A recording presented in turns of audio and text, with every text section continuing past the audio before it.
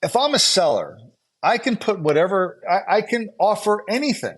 I could say, hey, I want to sell this property, so I am now offering all the furniture in the property, or I am offering to do this work on the deck before the house gets sold. I am offering to, like, you can offer anything as an incentive to the buyer, and saying to, I will offer to cover your closing costs, including your buy side compensation to your agent.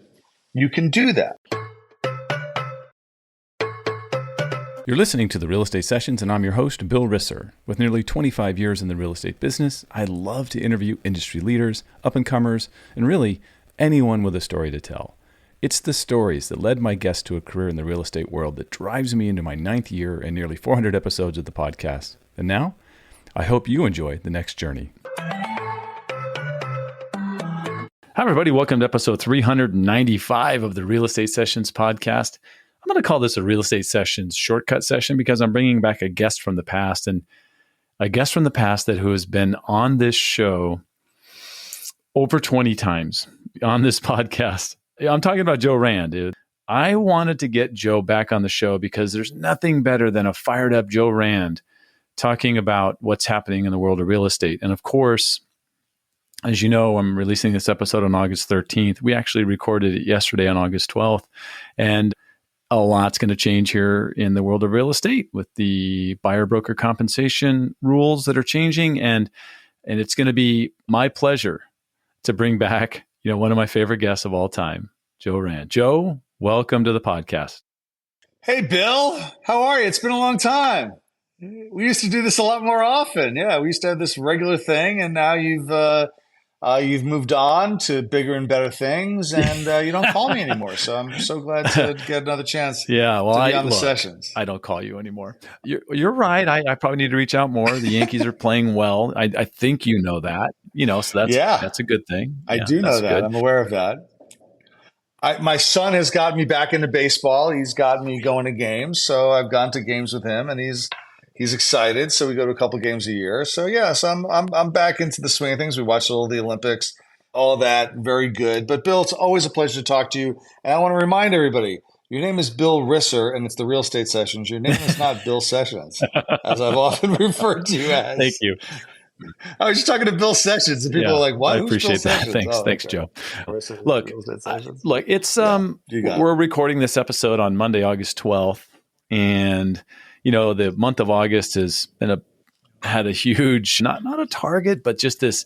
It was this kind of thing hanging over the real estate industry in the U.S., and I thought it would be wonderful to talk to. And I'm being very honest here, Joe, to one of the smartest, most direct leaders in the industry. And I just wanted to get your take on what we're headed for, what's been prepped for the last at least 4 or 5 months.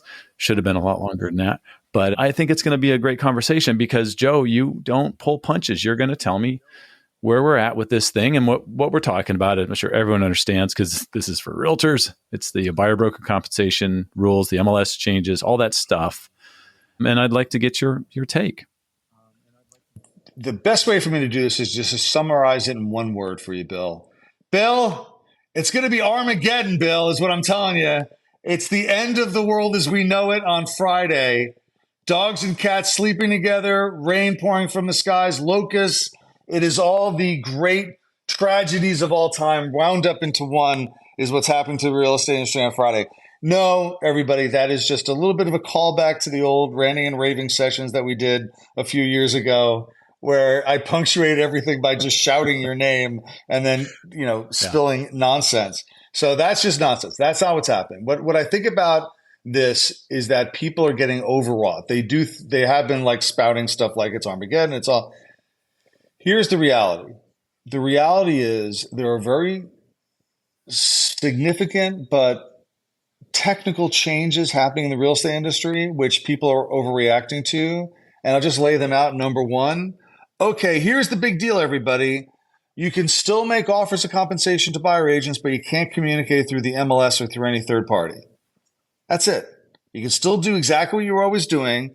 It's just that there's going to be the added step that a buyer agent's going to have to call the listing agent and say, what's the compensation situation here? And the listing agent will say, oh, my seller is offering X amount, or my seller's not offering X amount, at which point, if the seller's not offering anything, then it would behoove the buyer agent to say, well, if I make an offer contingent on the seller reimbursing the buyer for the expenses for their buyer agent, is the seller willing to do that? At which point, the listing agent will almost certainly say yes. The seller will look at all offers. They may not accept it. They may not be willing to do it, but I'm obligated to present all offers. So if you present an offer to me that has a condition that the seller is going to pay the buyer agent, then I'll have to present it, and then it's up to the seller whether to accept it. The same way that if you made an offer that was contingent on the seller including the furniture, I would have to present it, and it would be the seller's decision whether to accept that offer or not. That's change number one. Just the only thing is you can't communicate it through the MLS, and you can't communicate it, Bill, through any of these fakakta third parties that are setting up and saying, ooh, we're not an MLS. We're just a way to communicate buyer agent compensation amounts to buyer agents. No, don't do that. Just do it on your own website. Make it a call. It's just a good opportunity for you to engage with your other colleagues in the industry and to ask them the question. So the worst people in this whole situation, Bill, are the people who are trying to recreate the old system under a different rubric. Like, the old system's done. It's over. There's no more formal required offer of compensation. Stop trying to recreate the thing that got everybody in trouble and that got the NAR situation in a big mess.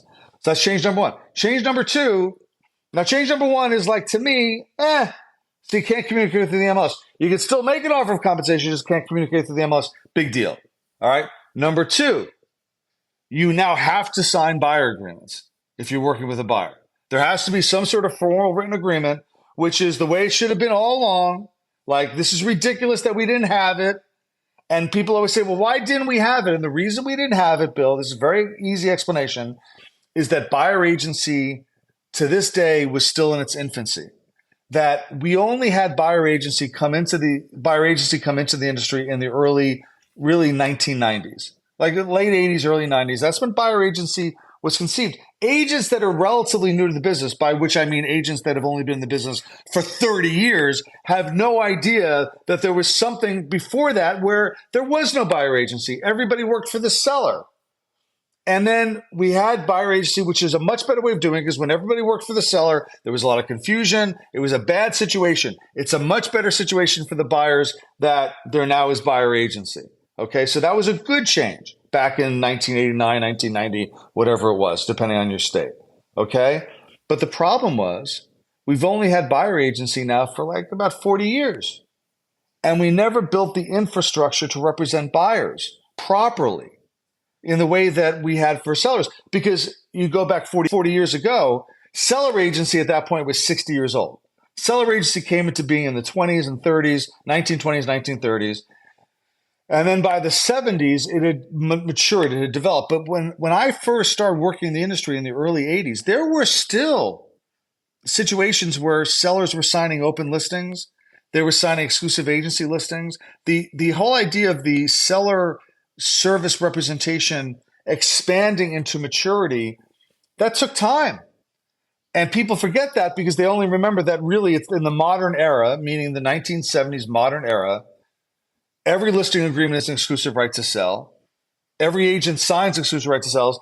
We all learned how to do listing presentations. We all learned how to do, we have materials for sellers. We defined our services very thoroughly for sellers because we got the seller. Why? Because the seller paid the commission out of their, out of the proceeds of the sale. We wanted to make sure we locked up the seller.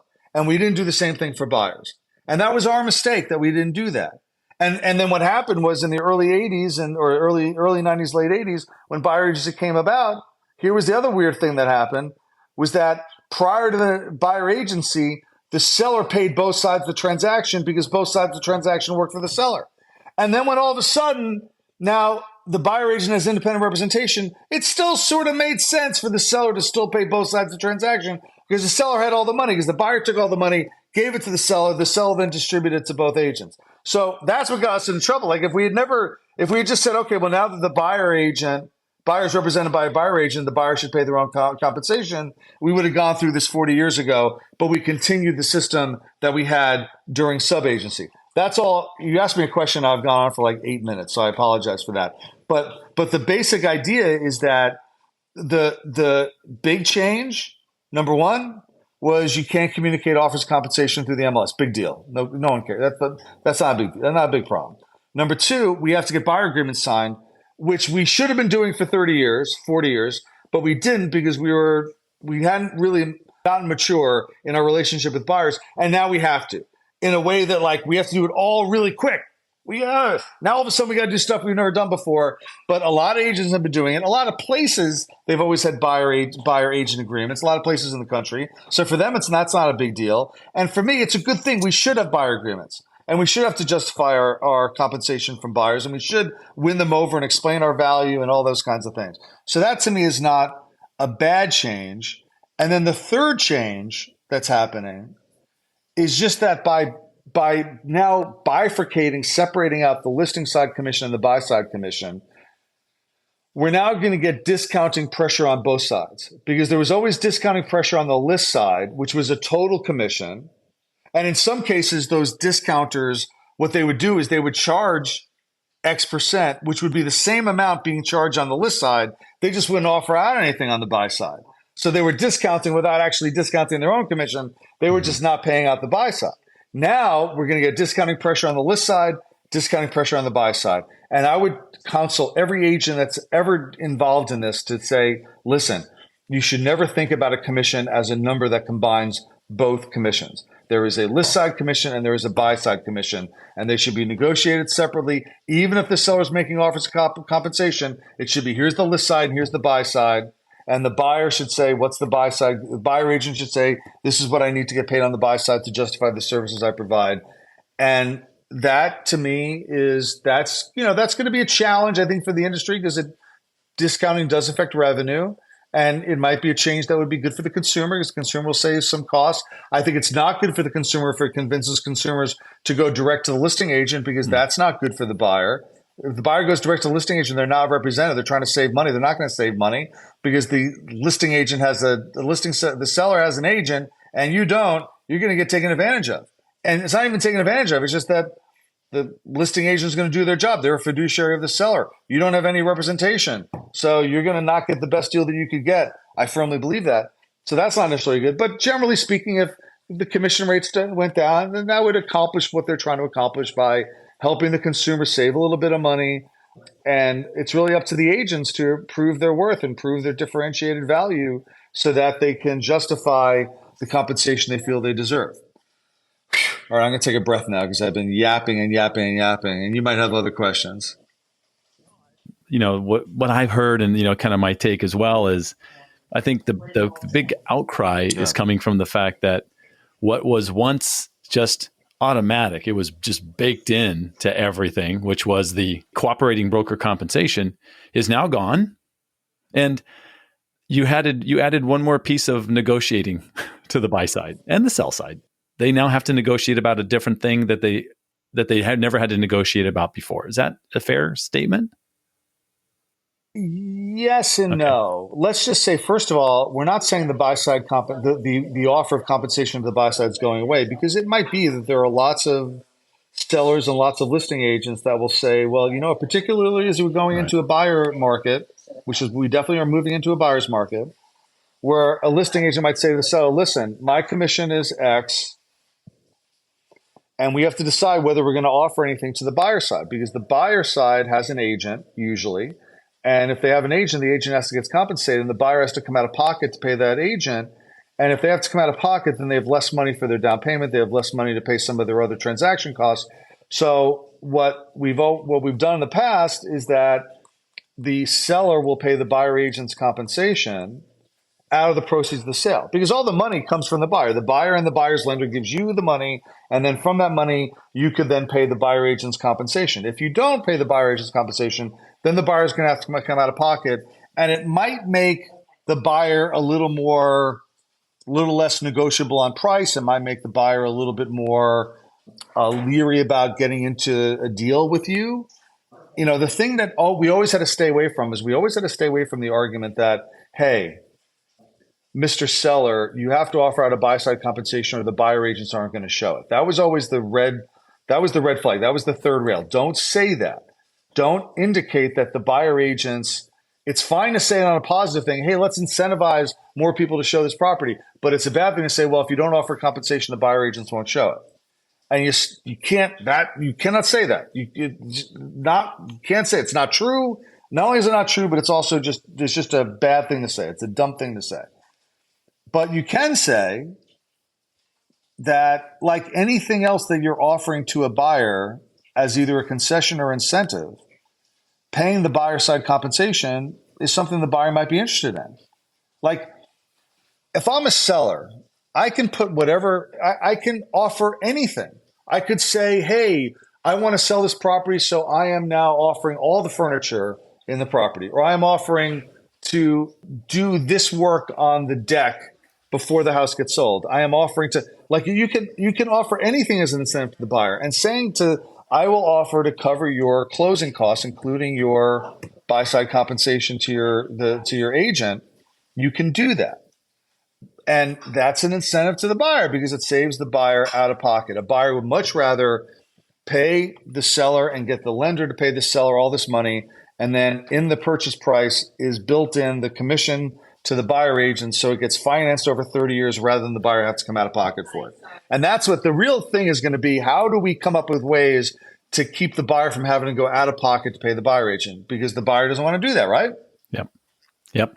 The buyer would much rather finance it. Yeah, absolutely. Is there in your mind, with cash buyers, is there a percentage of buyers who are just going to willingly pay the buyer's broker? I think that they will.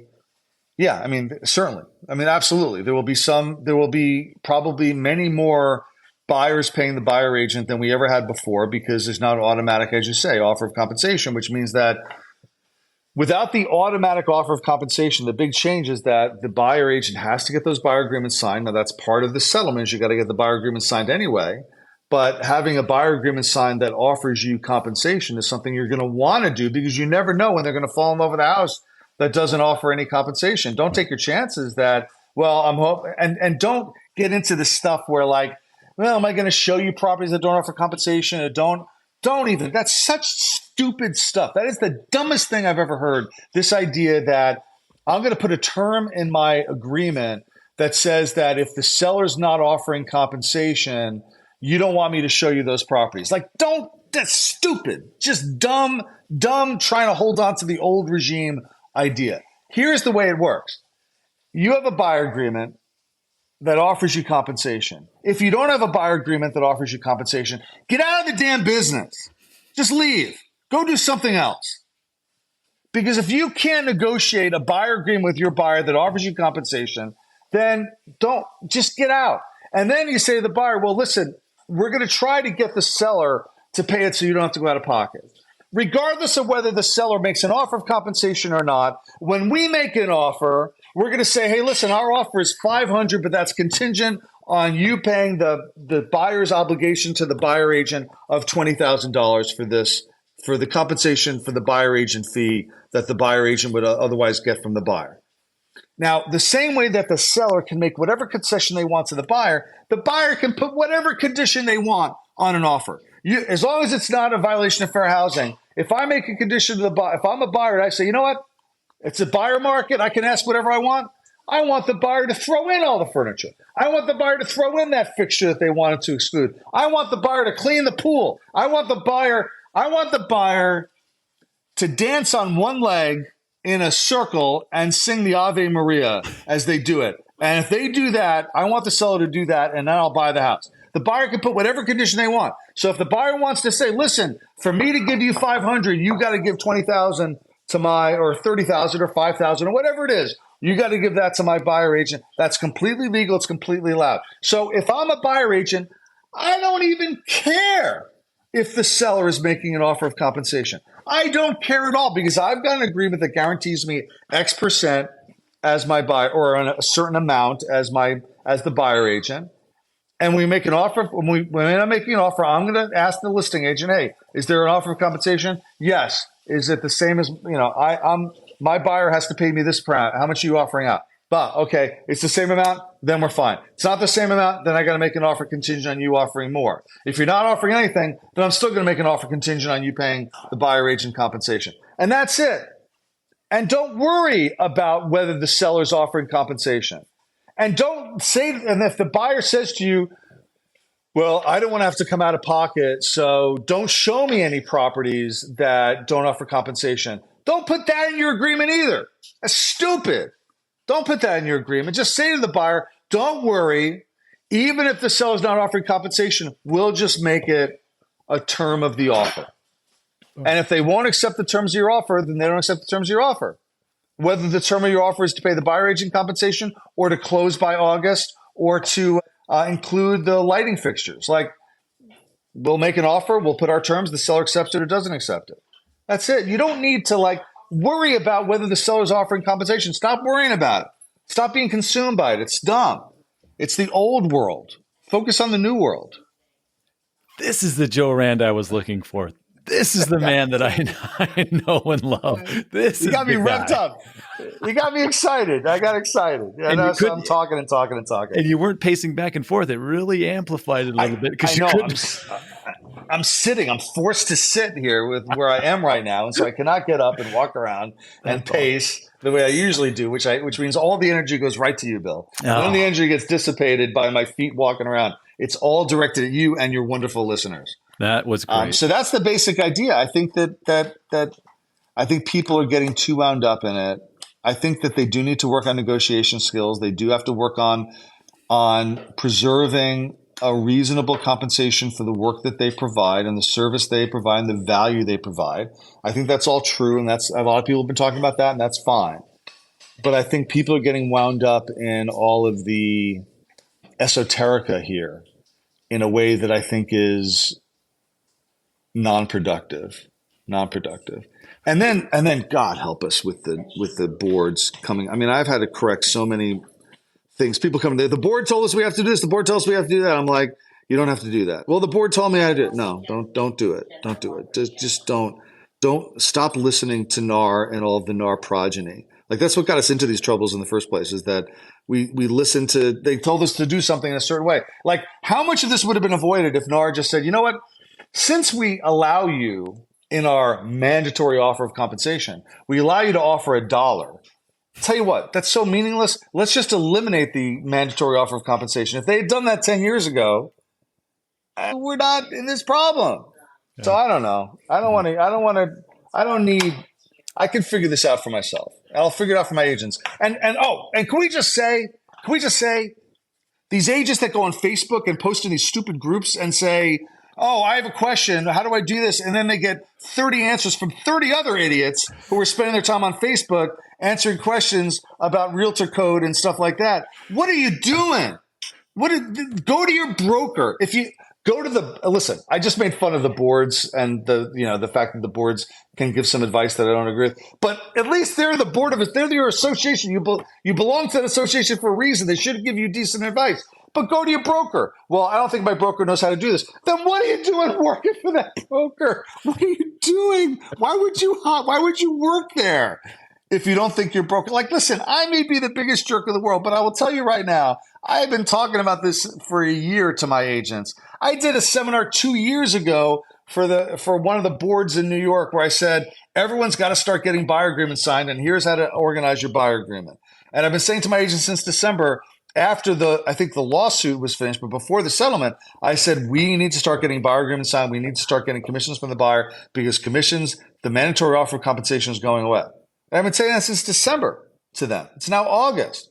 They're sick of hearing me talk about it. So unless you're sick of hearing your broker talk about it, then your broker hasn't really done the job of advising you about what to do in these circumstances, right?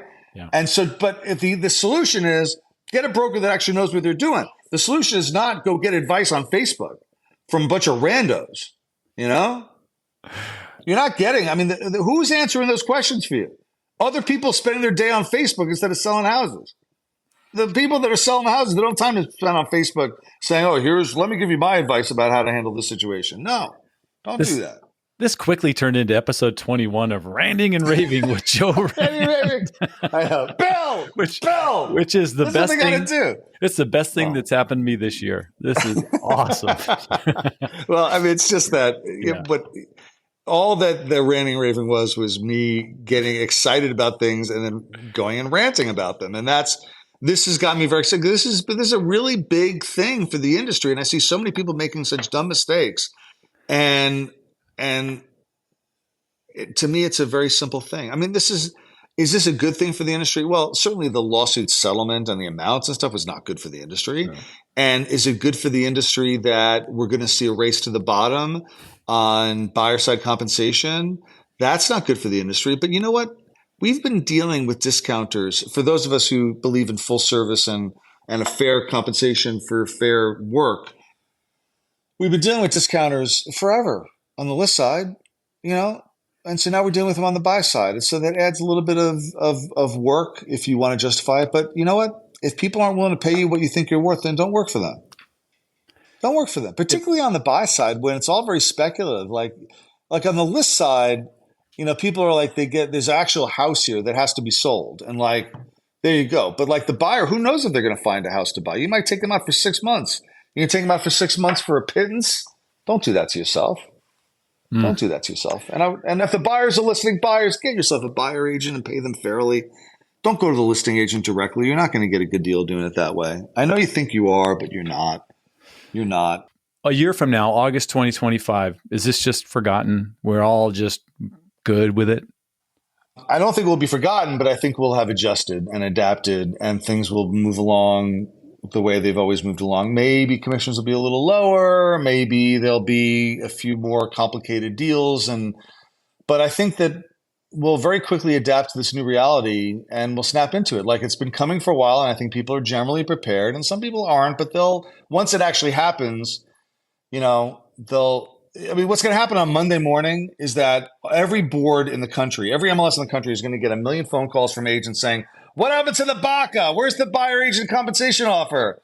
And the people at the call center are going to be like banging their heads right on the table and saying, have you not paid attention to anything that's happening in the industry for the last 6 months? But we know those agents don't do a lot of deals. So you're not worried necessarily about those agents.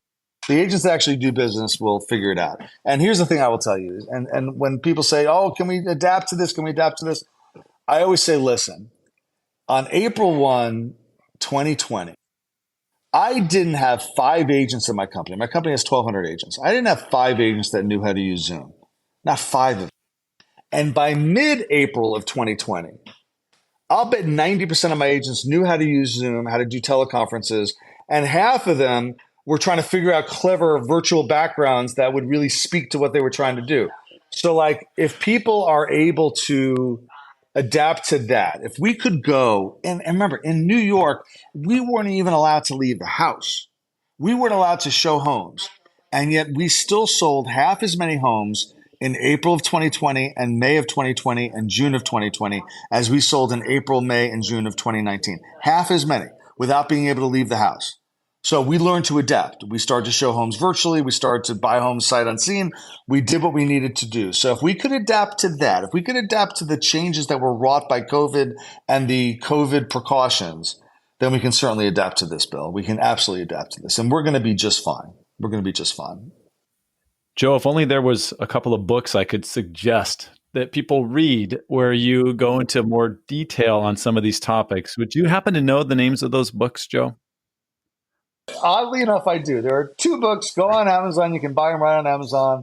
I would say go to your local bookstore, but they're almost certainly not in your local bookstore unless an agent who has returned them and sold them at for $1 back to the bookstore.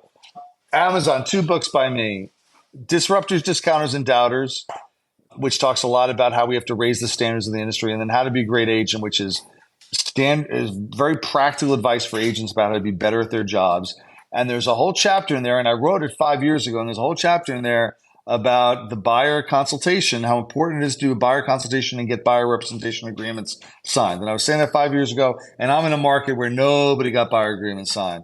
So yeah, proud of the books. And I think that if you're looking for more information of a quality of the discourse that I have provided to you in the last X number of minutes that I've been yapping, then you'll appreciate the books. And if you don't read, but you're like listening, can you imagine how the joy of 8 hours of listening to me read my book to you? How fun that would be. So you can buy the audiobook, and the audiobook of How to Be a Great Agent is also available on Amazon, on Audible.